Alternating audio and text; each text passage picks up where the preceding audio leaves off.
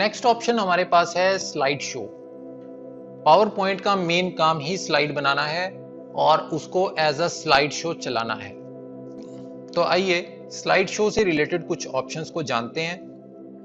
पहला होता है फ्रॉम बिगिनिंग। स्लाइड नंबर 1 से आप अपनी स्लाइड्स को प्ले करना चाहते हैं। ये कुछ इस तरह से काम करता है।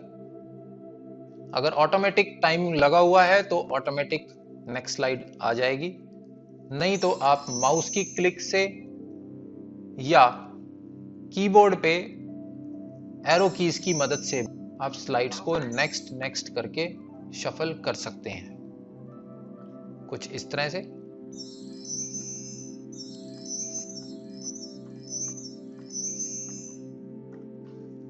फ्रॉम करंट स्लाइड का मतलब है कि जो स्लाइड आपने क्लिक की हुई है वहीं से ही स्लाइड शो स्टार्ट हो जाए।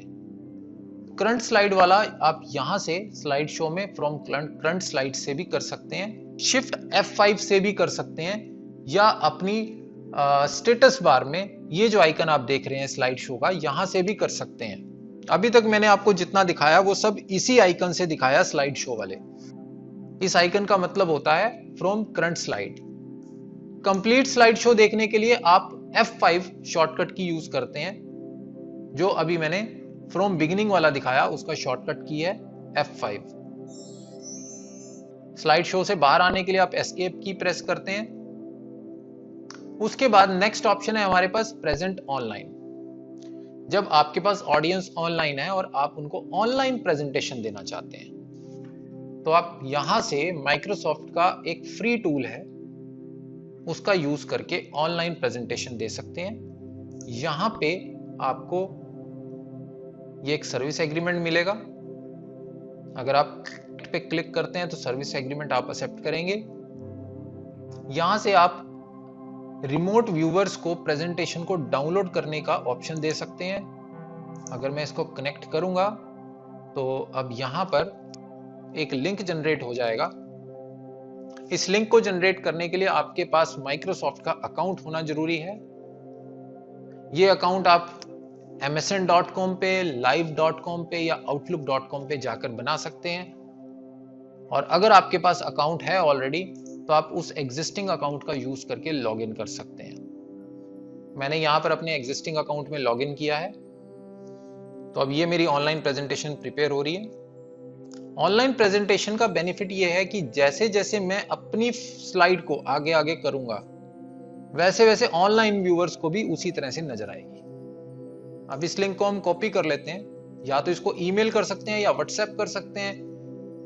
हम अपने व्यूअर्स को कैसे भी ये लिंक भेज सकते हैं। इसको मुझे ब्राउजर लेना है और यहां से जैसे ही मैं प्रेजेंटेशन स्टार्ट करूंगा तो मेरे ब्राउजर में भी ये प्रेजेंटेशन लोड होनी स्टार्ट हो जाएगी।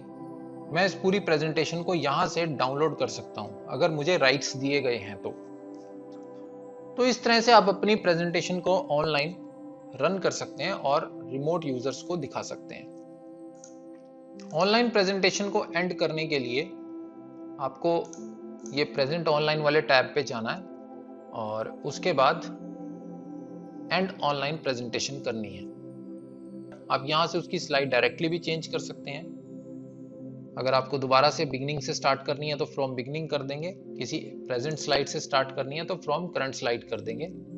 और मीटिंग नोट्स आपको वन नोट में साथ के साथ क्रिएट करने हैं तो आप यहां से वन नोट में अपने नोट्स भी क्रिएट कर सकते हैं। अभी फिलहाल के लिए मैं ऑनलाइन प्रेजेंटेशन एंड कर रहा हूं। उसके बाद आता है custom slide show. Custom slide show का मतलब यह है कि आप कोई स्लाइड इंक्लूड करना चाहते हैं। फॉर एग्जांपल मैं चाहता हूं 2, 5 एंड 9 ये 3 ही स्लाइड मेरी नजर आए और इनका ऑर्डर भी मैं चेंज करना चाहता हूं कि 3 नंबर वाली स्लाइड में 2 नंबर पे रखना चाहता हूं एंड ओके। अब मैं इसको शो करना चाहता हूं। शो पे मैं क्लिक करूंगा तो अब आप देखेंगे इस डॉक्यूमेंट में सिर्फ 3 ही स्लाइड है। स्लाइड नंबर 2, स्लाइड नंबर 9 और उसके बाद स्लाइड नंबर 5। नेक्स्ट ऑप्शन हमारे पास है setup slide show. Slide show आप अपना किस प्रकार दिखाना चाहते हैं वो आप यहां से सेट कर सकते हैं कि आपको स्पीकर पे चलाना है और फुल स्क्रीन पे चलाना है, कोई इंडिविजुअल उसको देख रहा है या किसी कियोस्क पे स्क्रीन पे आपको चलाना है तो उसके अकॉर्डिंगली ये कुछ डिफॉल्ट सेटिंग्स हैं। यहां से आप चेंज कर सकते हैं कि एस्केप दबाने तक कंटिन्यूअसली नेक्स्ट नेक्स्ट स्लाइड आती रहे, बिना नरेशन के आए, विदाउट एनिमेशन के आए, और ग्राफिक एक्सीलरेशन जो कि आपका ग्राफिक कार्ड का यूज है। अगर आप चाहते हैं कि आपके सिस्टम का ग्राफिक कार्ड यूज ना हो तो आप इसको टिक लगा देंगे, तो इन ऑप्शंस का आप यूज कर सकते हैं। उसके बाद स्लाइड शो दिखाते हुए आप पेन का कलर कौन सा यूज करना चाहते हैं, डिफॉल्ट, वो आप यहां से सेट कर सकते हैं। स्लाइड्स नेक्स्ट नेक्स्ट स्लाइड कैसे हो, आप चाहते हैं कि टाइमिंग का यूज हो या पूरी तरह से मैनुअली हो, अगर टाइमिंग प्रेजेंट है तो क्या उनका यूज हो, कितनी स्लाइड्स को शो करनी है, कौन से नंबर से कौन से नंबर तक की स्लाइड आपको शो करनी है, वो आप यहां से सेट कर सकते हैं।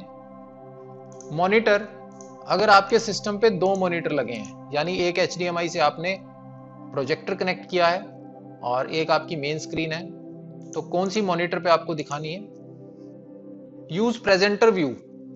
प्रेजेंटर व्यू होता है कि आपके प्रोजेक्टर पे तो फुल स्क्रीन पे स्लाइड दिखे, लेकिन आपके सिस्टम में स्लाइड दिखे और प्लस सभी स्लाइड्स के थंबनेल दिखें, जिससे कि आप नेक्स्ट एंड प्रीवियस में नेविगेट कर सकें। इजी टू नेविगेट व्यू होता है ये। अगर आप प्रेजेंटर व्यू यूज करना चाहते हैं तो आप इसको टिक कर दें। नॉर्मली यही रिकमेंडेड रहता है कि आप प्रेजेंटर व्यू यूज करें, क्योंकि स्लाइड्स हमेशा प्रोजेक्टर पे ही प्ले की जाती हैं।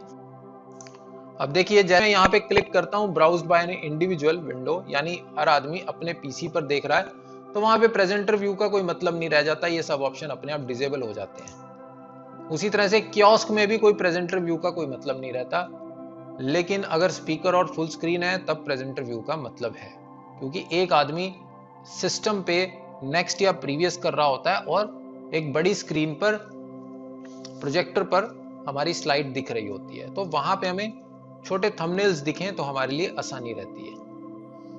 उसके बाद किसी पर्टिकुलर स्लाइड को आप हाइड करना चाहते हैं तो यहां से हाइड कर सकते हैं। जैसे ही आपने हाइड पे क्लिक किया तो ये यहां देखें आप थोड़ा सा जो है धुंधला हो गया है, ब्लरिश हो गया है। अब ये पर्टिकुलर स्लाइड आपकी नजर नहीं आएगी। अब देखिए, समरी की स्लाइड के बाद सीधा टाइप्स ऑफ टेंसेस आया है, क्योंकि इसको मैंने हाइड कर दिया है। तो अगर आप इस स्लाइड पे हैं, ये हाइड है, तो सीधा ये स्लाइड आएगी इस तरह से। वापस से इसको अनहाइड कर देता हूं। अनहाइड करने के लिए आप इस पे दोबारा से टिक कर देंगे तो ये विजिबल हो जाएगी। उसके बाद आप चाहते हैं कि पूरा आपका शो ऑटोमेटिक हो, लेकिन आप नहीं जानते कि किस स्लाइड पे कितना टाइम लगने वाला है, और उसके लिए आपको रिहर्सल करनी है। रिहर्सल करने के लिए आप इस पे क्लिक करेंगे। उसके बाद जो आपकी स्लाइड्स हैं वो फुल स्क्रीन पे ऑन हो जाएंगी और यहां पे आपका टाइम रिकॉर्ड होना स्टार्ट हो जाएगा। अब आपको बोल के देखना है, जैसे आपको एक्चुअल में प्रेजेंट करना है वैसा आपको यहां पर प्रेजेंट करना है। प्रेजेंटेशन में आपकी कम्युनिकेशन स्किल बहुत मायने रखती है। बोलने का क्या तरीका होगा, मैं एक छोटा सा डेमोस्ट्रेशन दे रहा हूं। आइए, मेरा नाम ज्योतिष खन्ना है और मैं आपको टेंसेस के बारे में बताना चाहता हूं कि टेंसेस का हम कैसे यूज करते हैं। इन ब्रीफ मैं आपको बताना चाहता हूं कि हम अपने टेंसेस के बारे में बात करेंगे, जिसमें हम उनकी टाइप्स के बारे में बात करेंगे। हमारे मेन 3 प्रकार के टेंसेस हैं, प्रेजेंट, पास्ट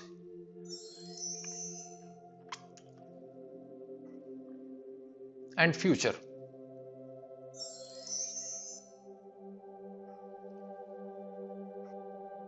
और हम बात करेंगे अपने टेंसेस के रूल्स के बारे में कि किस किस रूल का हम कैसे यूज करते हैं, और उसके एग्जाम्पल्स भी हम आपको देंगे। हमारी वेबसाइट पर भी इन कोर्सेज को लिस्ट किया गया है, आप वहां से जाकर भी इन कोर्सेज को देख सकते हैं। तो जैसे मैंने ये 3-4 स्लाइड्स नेक्स्ट नेक्स्ट करी, तो अब यहां पर टोटल टाइम नोट कर लिया गया है कि टोटल कितना समय लगा। अब मुझसे कहा जा रहा है कि क्या आप इन स्लाइड टाइमिंग्स को सेव करना चाहते हैं। यस, मैं इसको सेव कर लेता हूं। इससे क्या है कि अब एक डाटाबेस बन गया है कि ये स्लाइड इतनी देर चलेगी। अब देखिए यहाँ पे पूरी एक एनिमेशन, ऑटोमेटिक एनिमेशन जनरेट हो गई है। जितनी जितनी देरी पे मैं नेक्स्ट नेक्स्ट कर रहा था, उतनी उतनी देरी पर अब ये ऑटोमेटिक चलेगी, मुझे सिर्फ बोलना है। तो ये बेनिफिट है रिवर्स टाइमिंग का।